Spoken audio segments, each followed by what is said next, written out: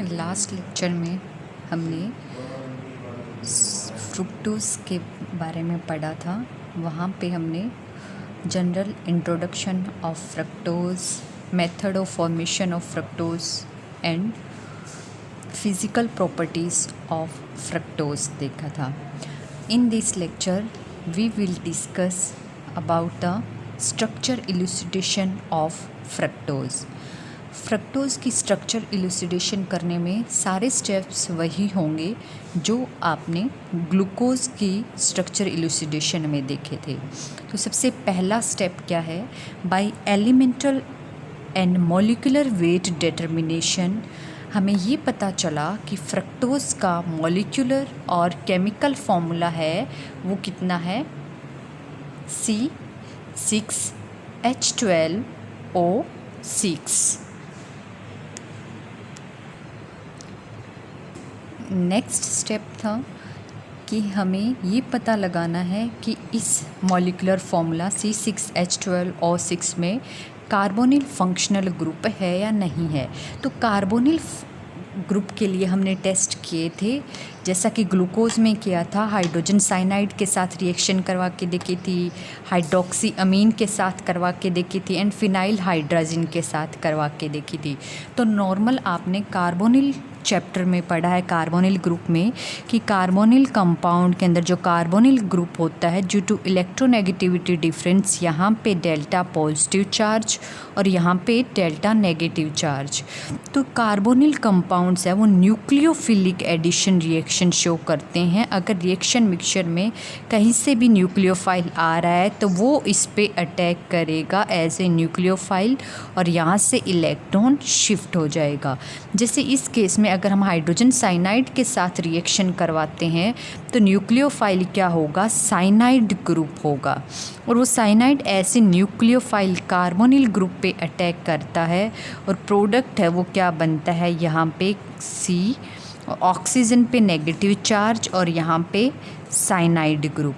और फिर next step में हम इसको हाइड्रोलिसिस करते हैं। हाइड्रोलिसिस के बाद यहाँ पे हाइड्रोक्सी ग्रुप एंड यहाँ पे साइनो ग्रुप।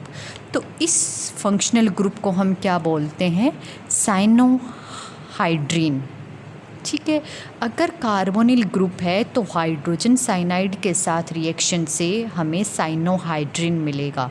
अब जब फ्रक्टोज़ के साथ हम रिएक्शन करवा रहे थे हाइड्रोजन साइनाइड की, तो वहाँ पे साइनोहाइड्रीन बन रहा था। इसका मतलब फ्रक्टोज़ में कहीं ना कहीं कार्बोनिल ग्रुप है जिसकी वजह से साइनोहाइड्रीन बन रहा है। इसी तरह से जब हाइड्रोक्सी अमीन के साथ रिएक्शन करवाते हैं तो हाइड्रोक्सी अमीन है वो कार्बोनिल ग्रुप के साथ रिएक्ट करके ऑक्साइम बनाता है। अब फ्रक्टोज़ की जब हम हाइड्रोक्सी अमीन के साथ रिएक्शन कर रहे थे तब भी फ्रक्टोज ऑक्साइम बन रहा था। थर्ड, अगर हम फ्रक्टोज़ की फिनाइल हाइड्राजिन के साथ रिएक्शन करवाते हैं तो वहाँ पे फिनाइल हाइड्राजोन बन रहा था। और ये hydrogen cyanide, hydroxy amine and phenyl hydrazine की स्पेसिफिक रिएक्शन है कि हाइड्रोजन साइनाइड कार्बोनिल के साथ साइनोहाइड्रीन बनाता है, हाइड्रोक्सी अमीन है वो कार्बोनिल ग्रुप के साथ मिलके ऑक्साइम बनाता है, और फिनाइल हाइड्राजिन है वो कार्बोनिल ग्रुप के साथ मिलके फिनाइल हाइड्राजोन बनाता है। तो इस स्टेप से, इन तीन रिएक्शन से हमें ये पता चला कि फ्रक्टोज़ में एक जो फंक्शनल ग्रुप है वो क्या है, कार्बोनिल ग्रुप है। अब हमें ये पता करना है कि वो कार्बोनिल ग्रुप जो है वो एल्डिहाइड है या फिर कीटोन है। तो इसका पता करने के लिए हम क्या करेंगे, जो फ्रक्टोज़ है, फ्रक्टोज़ का ऑक्सीडेशन करेंगे किसकी प्रेजेंस में, विद नाइट्रिक एसिड के साथ। जब हम फ्रक्टोज़ का ऑक्सीडेशन कर रहे थे कंसनट्रेटेड नाइट्रिक एसिड के साथ, तो वहाँ पे एसिड्स का मिक्सचर मिल रहा था। और उनमें कौन कौन से एसिड थे, try hydroxy glutaric acid, tartaric acid, glycolic acid. तो आप कंपेयर करो, फ्रक्टोज़ है वो तो 6 मेंबर्ड का कार्बन है, लेकिन इस केस में कार्बन कितने हैं, 3, और 2 5। टार्टरिक एसिड में कितने हैं 4 एंड ग्लाइकोलिक एसिड में कितने हैं ओनली 2। तो जब हम किसी कार्बोनिल कंपाउंड है और उसका ऑक्सीडेशन कर रहे हैं नाइट्रिक एसिड में, तो वहाँ पे मिक्सचर मिल रहा है हमें एसिड्स का, trihydroxyglutaric, tartaric acid and glycolic acid. तो आप ये देख रहे हो इसमें कोई भी एसिड ऐसा नहीं है जिसके नंबर ऑफ़ कार्बन एटम है वो आपके स्टार्टिंग कार्बोनिल ग्रुप के सेम हो, यानी कि यहाँ पे तो 6 मेंबर्ड है कार्बन और यहाँ पे है वो 6 से कम है। इसका मतलब कहीं ना कहीं इस फ्रक्टोज मॉलिक्यूल में क्या हो रही है, क्लीवेज हो रही है। क्लीवेज हो रही है यानी कि कार्बोनिल ग्रुप है वो एंड पोजीशन पे ना हो के इस फ्रक्टोज की जो भी है आपकी स्ट्रक्चर उसके इन बिटवीन है, कहीं मिडल में कहीं हो सकता है, सेकंड पे हो, थर्ड पे हो, फोर्थ पे हो, फिफ्थ पे हो, किसी बस ये कंफर्म हो जाता है कि एंड पोजीशन पे नहीं है। एंड पोजीशन में नहीं है तो यहाँ से ये हुआ कि कार्बोनिल ग्रुप है वो एल्डिहाइड नहीं बल्कि कीटोनिक ग्रुप है, क्योंकि कीटोनिक ग्रुप में क्या होता है नाइट्रिक एसिड के प्रेजेंस में ऑक्सीडेटिव क्लीवेज होती है और वहाँ पे मिक्सचर ऑफ एसिड्स बनता है। तो अब हमारा इस टेस्ट से यहाँ कंफर्म हो गया कि जो फ्रक्टोज है उसके पास जो कार्बोनिल ग्रुप है वो एल्डिहाइड ना होके कौन सा ग्रुप है, कीटोनिक ग्रुप है। क्लियर है। तो अब तक हमें ये पता चल गया कि मॉलिक्यूलर फॉर्मूला फ्रक्टोज का bye molecular weight and elemental analysis fructose का मॉलिक्यूलर फॉर्मूला होता है C6H12O6। एंड दूसरी हमें ये चीज़ पता चली है कि इसमें जो कार्बोनिल ग्रुप है वो कौन सा है, कीटोनिक ग्रुप है। अब नेक्स्ट स्टेप है third, for the presence of 5 hydroxyl group. Hydroxyl group के लिए जैसा कि हमने ग्लूकोज में देखा था, ग्लूकोज में क्या चेक किया था कि हाइड्रोक्सी ग्रुप चेक करने के लिए हमने ग्लूकोज की रिएक्शन करवाई थी एसिटिक अनहाइड्राइड के साथ। तो सिमिलरली हमने फ्रक्टोज की रिएक्शन करवाई एसिटिक अनहाइड्राइड के साथ। तो मैकेनिज़्म यहाँ पे हम दोबारा नहीं करेंगे, सेम वे में होगा जैसा ग्लूकोज के केस में किया था। तो फ्रक्टोज के केस में क्या होगा, फ्रक्टोज पेंटा एसीटेट बन रहा था। पेंटा एसीटेट बन रहा है, इसका मतलब यहाँ से ये कंफर्म हुआ कि फ्रक्टोज के अंदर 5 हाइड्रोक्सी ग्रुप है। अगर 5 हाइड्रोक्सी ग्रुप है यानी कि OH ग्रुप है, वो हाइड्रोक्सी 5 है क्योंकि पेंटा एसीटेट एसिटिक अनहाइड्राइड है, वो हाइड्रोक्सी फंक्शनल ग्रुप के साथ रिएक्ट करता है और जितने हाइड्रोक्सी ग्रुप होते हैं स्टार्टिंग आपके इनिशियल रिएक्टेंट में वो सारे के सारे एसीटेट में कन्वर्ट हो जाते हैं। तो पेंटा एसीटेट बन रहा है, इसका मतलब यहाँ पे हाइड्रोक्सी स्टार्टिंग में कितने हैं 5। अगर 5 हाइड्रोक्सी है तो फ्रक्टोज को हम क्या लिख सकते हैं C6H7OOH5, ये फ्रक्टोज क्या है। तो यहाँ तक से हमें पता चला कि 5 हाइड्रोक्सी है। नेक्स्ट हम डिस्कस कर रहे हैं presence of a straight chain of carbon atoms. जैसा कि ग्लूकोज के केस में किया था, ग्लूकोज के केस में कर रहे थे, उसी सेम वे में हम यहाँ करेंगे। हम फ्रक्टोज को रिडक्शन करेंगे with concentrated hydroiodic acid and in presence of red phosphorus at 373 kelvin. तो वहाँ पे हमें क्या मिला, अनहेक्सेन यानी कि 6 मेंबर्ड का एल्केन और साथ में 2 आइडोहेक्सेन। 6 मेंबर्ड की कार्बन चेन मिल रही है। इसका मतलब यहाँ से जब ये कंपाउंड रिड्यूस हुआ है तभी तो ये लॉन्ग कार्बन चेन बन रही है। इसका मतलब ये हुआ कि फ्रक्टोज है वो क्या है, 6 मेंबर्ड की या फिर साइक्लिक चेन है। फ्रक्टोज है वो उसकी साइक्लिक नहीं, सॉरी, स्ट्रेट चेन स्ट्रक्चर है। ठीक है। अब हमें ये देखना है कि जो स्ट्रेट चेन स्ट्रक्चर है, 5 हाइड्रोक्सी ग्रुप है और कीटोनिक ग्रुप है। अब हमें ये पता करना है कि वो कीटोनिक ग्रुप है वो किस पोजीशन पे है। 6 मेंबर की स्ट्रेट चेन है, अगर फ्रक्टोज की फर्स्ट और सेकंड पे तो हो, फर्स्ट और लास्ट पे तो हो नहीं सकता, एंड पोजीशन पे कीटोनिक इन बिटवीन होगा कहीं, तो वो सेकंड पे है, थर्ड पे है, फोर्थ पे या फिफ्थ पे है। तो वो पता लगाने के लिए अब हमें नहीं पता किस पे है, तो हमने जनरल ले लिया कि कहीं फ्रक्टोज में ये कीटोनिक ग्रुप है और ये स्ट्रक्चर है फ्रक्टोज की। जब हम फ्रक्टोज़ को सबसे पहले हमें पोजीशन पता करनी है अगर कीटोनिक ग्रुप की, तो सबसे पहले हम रिएक्शन करवाएंगे हाइड्रोजन साइनाइड के साथ। जैसे ही हाइड्रोजन साइनाइड के साथ रिएक्शन करवाई तो कन्फर्म है क्या बनेगा, साइनोहाइड्रिन। ये H पॉजिटिव Cn नेगेटिव ये एज ए न्यूक्लियोफाइल यहाँ अटैक करेगा इस कार्बोनिल कार्बन पे, और यहाँ ऑक्सीजन पे नेगेटिव चार्ज। फिर हम हाइड्रोलिसिस में क्या होगा ड्यूरिंग कि वहाँ पे क्या होगा, सम अप करेंगे तो यहाँ पे OH आ जाएगा, या फिर यही H पॉजिटिव है ये गेन कर लेगा। तो इस केस में क्या होगा, ऑक्सीजन है वो OH, और यहाँ पे क्या हो जाएगा, साइनाइड एंड फ्रक्टोज। ठीक है, तो ये क्या बन गया, फ्रक्टोज साइनोहाइड्रिन बन गया है। जब हम फ्रक्टोज साइनोहाइड्रिन की रिएक्शन करवा रहे थे विद वाटर यानी कि के साथ, तो इस केस में क्या होता है, यहाँ पे हाइड्रोलिसिस, ड्यूरिंग हाइड्रोलिसिस के टाइम पे जो साइनाइड ग्रुप होता है वो हमेशा कार्बोक्सिलिक ग्रुप में ऑक्सीडाइज हो जाता है। तो यहाँ पे बन गया है पॉलीहाइड्रोक्सी एसिड। पॉलीहाइड्रोक्सी क्यों, क्योंकि ऑलरेडी फ्रक्टोज में हमें पता है 5 हाइड्रोक्सी है। एक हाइड्रोक्सी कब आया, जब हाइड्रोजन साइनाइड से करवाया तो 6 हो गए। फिर हम हाइड्रोलिसिस कर रहे हैं तो जो साइनाइड ग्रुप है ड्यूरिंग वो क्या किस में कन्वर्ट हो जाता है, कार्बोक्सिलिक ग्रुप में। तो यहाँ पे पॉलीहाइड्रोक्सी एसिड बन गया। और जब पॉलीहाइड्रोक्सी एसिड को हम रिडक्शन कर रहे थे with hydro iodic acid and red phosphorus के साथ, तो उस केस में जो कंपाउंड प्रोडक्ट बन रहा था वो बन रहा था 2-मिथाइल हेक्सेनोइक एसिड। 2-मिथाइल हेक्सेनोइक एसिड यानी कि CH3 हेक्सेनोइक एसिड। ड्यूरिंग रिडक्शन क्या होगा, जो ये जितने भी हाइड्रोक्सी ग्रुप एल्कोहलिक ग्रुप है वो रिड्यूस हो जाएंगे नॉर्मल हाइड्रोकार्बन में। तो यहाँ पे क्या बन जाएगा H, यहाँ पे क्या बन जाएगा कार्बोक्सिलिक ग्रुप, तो एज इट इज़ रहेगा।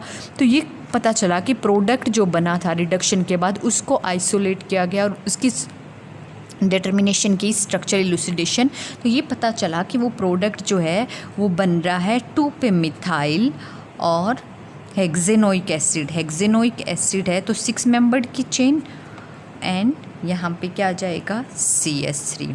अब आप देखो इस केस में first, second, third, fourth, fifth, six hexanoic, और इस पे सेकंड पोजीशन पे मिथाइल 2-मिथाइल हेक्सेनोइक एसिड बन रहा है। अब बैक में चलो, carboxylic group during reduction carboxylic group पे तो कोई फ़र्क नहीं पड़ा, ठीक है। कार्बोक्सिलिक ग्रुप इस कार्बन के साथ जुड़ा हुआ है। यहाँ पे इस कार्बन के साथ कार्बोक्सिलिक ग्रुप कैसे आया, जब आपने साइनाइड ग्रुप की रिएक्शन करवाई, ठीक है। साइनाइड ग्रुप है उसने किस पोजीशन पे अटैक किया, जिस कार्बन पे कार्बोनिल ग्रुप था। तो यहाँ से आप बैक चलो, यानी कि इस वाले कार्बन पे कार्बोनिल ग्रुप था, और हम चेन देखें तो ये कार्बोक्सिलिक ग्रुप तो बाद में आया है साइनाइड के अटैक से। अगर हम ऐसे नॉर्मल चेन देखें तो इसका मतलब कार्बोनिल ग्रुप था वो 6 कार्बन एटम की चेन में कौन से पे था, सेकंड पोजीशन में। तो यहाँ से ये कंफर्म हुआ कि जो कीटोनिक ग्रुप है वो सेकंड कार्बन पे है, ना कि एंड में है। क्लियर है। तो यहाँ से हमें पता चला कि फ्रक्टोज़ की हम साइनोहाइड्रिन बनाते हैं, साइनोहाइड्रिन के बाद हाइड्रोलिसिस करते हैं तो कार्बोक्सिलिक ग्रुप में कन्वर्ट हो जाता है।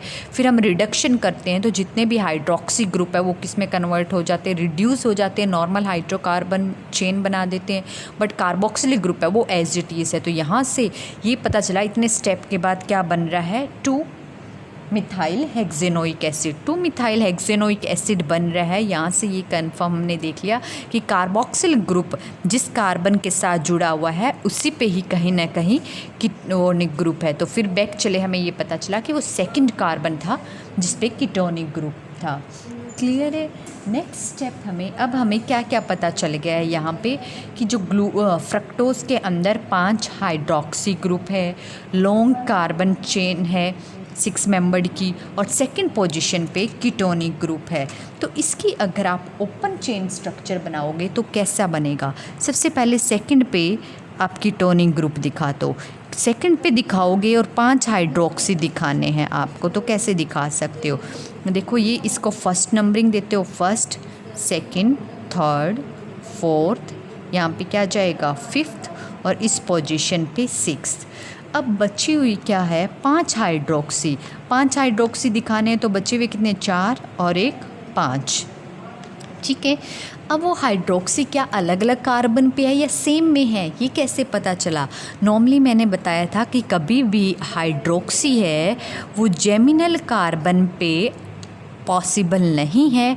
अगर जैसे ही एक ही कार्बन सेंटर पे हाइड्रोक्सी आता है तो इमीडिएटली वहाँ पे वाटर का लॉस हो जाता है, और वाटर का लॉस होके वहाँ पे क्या बनाता है, वो जो डायोल है जेमिनल डायोल किस में कन्वर्ट हो जाता है, कार्बोनिल ग्रुप में। लेकिन ये देखा गया कि फ्रक्टोज में ऐसे वाटर का रिमूवल नहीं हो रहा था या डिहाइड्रेशन अपने आप नहीं हो रही थी।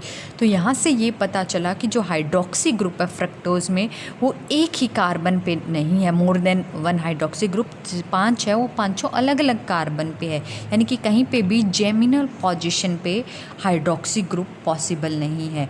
तो अगर आप हाइड्रोक्सी दिखाते हो तो एक आपको फर्स्ट पे दिखाना पड़ेगा, हर पोजीशन पे हाइड्रोक्सी, यहाँ पे भी, यहाँ इस पे भी, हर पोजीशन पे दिखा दो एक एक हाइड्रोक्सी। 5 हाइड्रोक्सी हो गई। अब क्या है, कीटोनिक ग्रुप हो गए, 5 हाइड्रोक्सी हो गए, 6 कार्बन की चेन हो गई है। तो इस केस में अब क्या होगा, मॉलिक्यूलर फॉर्मूला करने के लिए जस्ट हाइड्रोजन है, वैलेंसी कंप्लीट कर दो। वैलेंसी कंप्लीट करने से यहाँ हाइड्रोजन, यहाँ हाइड्रोजन, यहाँ हाइड्रोजन, और यहाँ पे एज इट इज़ यहाँ पे क्या हो जाएगा 2 हाइड्रोजन। ठीक है, ये है आपकी ओपन चेन स्ट्रक्चर। तो अगर नॉर्मली देखा जाए तो जनरल ओपन चेन स्ट्रक्चर है फ्रक्टोज की, वो क्या आ गई है, ये वाली। ठीक है, now we will assign a configuration of fructose. अब तक हमने जो ओपन चेन स्ट्रक्चर निकाली है वहाँ से आप देखो कि फ्रक्टोज़ के अंदर कितने स्टीरियो सेंटर है। वहाँ आप देखोगे कि फ्रक्टोज़ के अंदर टोटल 3 स्टीरियो सेंटर है। 3 स्टीरियो सेंटर है तो कितने आइसोमर्स बनेंगे, 2 की पावर 3, यानी कि टोटल 8 स्टीरियो आइसोमर्स पॉसिबल है फ्रक्टोज़ के। या फिर जो C6H12O6 हमने इस्टेब्लिश किया था मॉलिक्यूलर फॉर्मूला, उसके टोटल 8 स्टीरियो आइसोमर्स है। 8 स्टीरियो आइसोमर्स है, तो जो नेचुरली अकरिंग फ्रक्टोज है वो इन्हीं 8 आइसोमर्स में से कोई एक आइसोमर्स है। अब हम इसकी कॉन्फ़िगरेशन कैसे असाइन करेंगे कि जो एक्चुअल नेचुरली अकरिंग फ्रक्टोज है वो इन 8 आइसोमर्स में से कौन सा है। तो कॉन्फ़िगरेशन असाइन करने के लिए ये देखा गया कि जो ग्लूकोज का ओसाजोन बन रहा था वैसा ही फ्रक्टोज का ओसाजोन बन रहा था।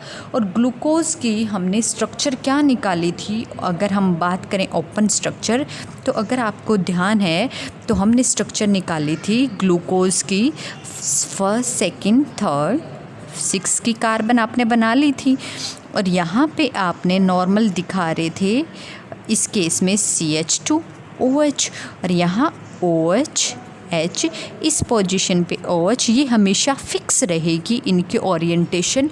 वो हम नेक्स्ट आने वाले लेक्चर्स में करेंगे कि ऐसा क्यों किया हमने हाइड्रोक्सी राइट साइड ही।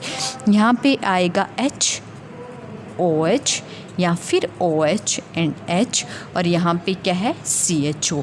ये हमने ग्लूकोज की स्ट्रक्चर एलुसिडेशन की थी लास्ट में, जिसे हम बोल रहे थे डी ग्लूकोज, और प्लस साइन किसके लिए, फॉर डेक्स्ट्रो रोटेटरी। अब फ्रक्टोज लीवो रोटेटरी है तो फ्रक्टोज के लिए यहाँ पे साइन क्या होगा, लीवो को डिनोट करने के लिए माइनस।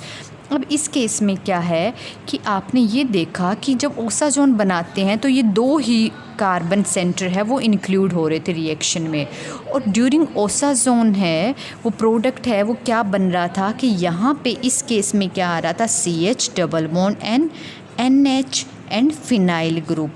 सिमिलरली इस पे क्या आ रहा था, double bond N NH and phenyl group. बाकी जो स्ट्रक्चर है वो सेम थी, H, यहाँ पे OH, इस कार्बन पे हाइड्रोक्सी एंड हाइड्रोजन, इस पे हाइड्रोक्सी एंड हाइड्रोजन, और यहाँ पे CH2OH। ये ग्लूकोज का ओसाजोन बना था।